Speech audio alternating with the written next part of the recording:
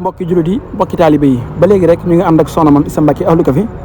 su jotaayeelu fukki fan ci weer koor gi édition 2026 ñu ànd ko seen site bi ñu naan Ahlu Café Touba fii ci résidence Xaadim Rasul bi nga xam ne moo ja nekk li nga xam ne moo di jumaa ji ba léegi rek ngeen gis équipe bu café gi nekk noonu ginnaaw bi nga xam te ne café gi noppi na suukar naan waaye nekk ci tàngal bi gis nga café Touba laay naan waaye mbokki taalibe yi nekk noonu di xaar café gi incha allah mu tàng ngir ñu fas yéene ko distribuer bi ñu distribuer rek mooy séddale yóbbu ko ci mboolem commission yi nga xam te ni yàlla dogal ñu nekk ci kër Sëriñ Touba gi waaye nag commission bi ñoo yor li nga xam ne moo di wàllum daggu mburu ak li nga xam te ni moo di diw ginnaaw bi nga xam ne bu ñu ko daggee ba daal di koy diw daal di koy jébal na jëwriñ Baye Talla Gueye tarkal la moom tamit nag ci yàgg ak tegg na ak bëgg lu baax la yor liste bi daal di koy séddale mboolem commission yi nga xam ne yàlla dogal na moo ne ci liste bi suñu yaay la nekk jëwriñ bi moom tamit ak suñu yaay Mame Boussa Nguer ñu leen di jaajëfal baax ak mboolem personnel bi nga xam te ni yàlla dogal na ñoom lañ ànd ci li nga xamante ni moo di daggu mburu mi nga xamante ni buñ tollee ci waxtu wi fu ne leen ni de bawa ngir fas yéene ñëw def présence ngir fas yéene récupérer li nga xamante ni moo di say mburu ngir mën nga fas yéene yóbbu sa commission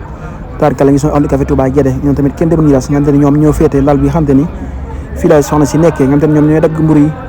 ñoo koy organiser ba mucc ayib tarka la ñu leen jaajëfal waaye nag Soxna Mame Issa Mbacké Ahlu Café nekk noonu waaye nag fekk jàmbaar ji soxna Fama Lo di jëwriñu Soxna Mame Issa Mbacké féete fee ca Ndakaaru ca Masalikul Jinaan tey nag mu ñëw ci 10e jour bi ànd ko Soxna Mame Issa Mbacké Ahlu Café indi fi ay teraangaam taarikala ñu koy jaajëfal bu baax a baax a baax Soxna Mame Diarra Mbacké nekk noonu di rek Soxna Mame Issa Mbacké Ahlu Café di bàyyi faalam taarikala mu mel ni rek fu ne la mbokk taali bi jógee waaye nag waxtu dog mu ne mi nii di ñëw mocc incha allah ngir ñu fas yéene amat li nga xam ne moo di waxtu dog bi taarikala gis noonu mbokki taali bi ñëw nañ toog nañ ci lali tiim seen i kaas tiim seen i mburu ak seen i tàndarba ngir teewlu li nga xam ne moo di sonné bi ñu fas yéene amal li nga xam ne moo di ndogu fii ci Touba résidence Xaadim Rasul bi nga xam ne moo janoo jumaa ji ngir ñu doon rek ba léegi rek soxna yi toog waaye nag góor yàlla yëpp toog nga xamante ni moom taarikal la waxtu yi moom kenn ku ne la ngay teewlu mooy sonné bi incha allah ngir ñu fas yéene amal li nga xam ne moo di dog bi waaye nag di jaajëfal baax a baax organisateurs yi ngeen gis noonu rek ay jàmbaar lañ ndax bu lépp sottee rek ñooma kon ñu ngi leen jaajëfal bu baax a baax a baax waaye nag ñii ñooy daggal Ahlu Café Touba yokk ba ci seen i mburu nga xam te ni ñii moom ñoom daaw ak ren ñu ngi feggoog soxna si ñëw fii ci résidence Xaadim Rasul bi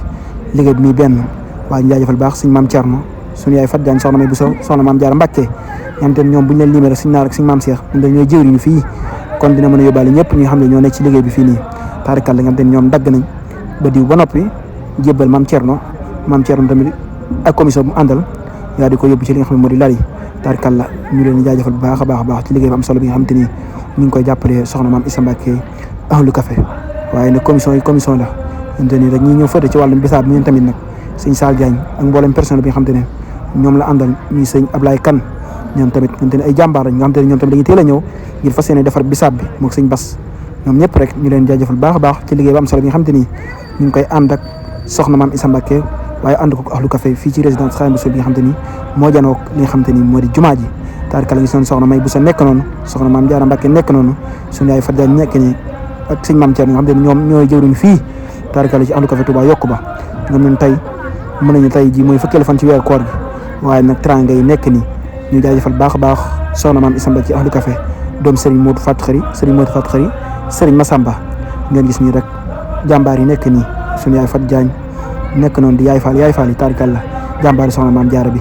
ñu koy jaajëfal baax a baax a baax di profité rek di tàllal loxo ñëpp rek képp nga xam ne liggéey Sëriñ Touba ñor na la rek moo xam saaku suukar moo xam xaalis moo xam lépp li nga xam te ni concerné li nga xam te moo di ndogali ibbil ñëpp bunt yi te nag di ci tàllal ñëpp loxo soxna Mame Issa mi ci tàllal ñëpp loxo képp xam ne jëfal yàlla ñor na la ñu ngi lay tàllal loxo baax a baax ci ndog yi waaw di ci profité baax a baax a baax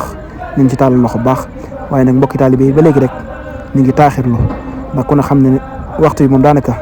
demut xaariwut ni si noonu rek organisateurs yi jàmbaar yi nekk noonu waaye nag sécurité yi kenn demul ñu las nga xamante ni ñoom ñooy organiser li nga xamante ni moo dugg bi ak génn bi ak toogin bi xamante ni lépp rek ay tout tànk ñoo koy def engagé tey boole ko koor kon kenn amul seen fay ñu ngi jaajëfal ñëpp rek duñu wax ne rek ba subaat ak jàmm ci 11e jour bi incha allah ñu ànd ko Ahlu Café TV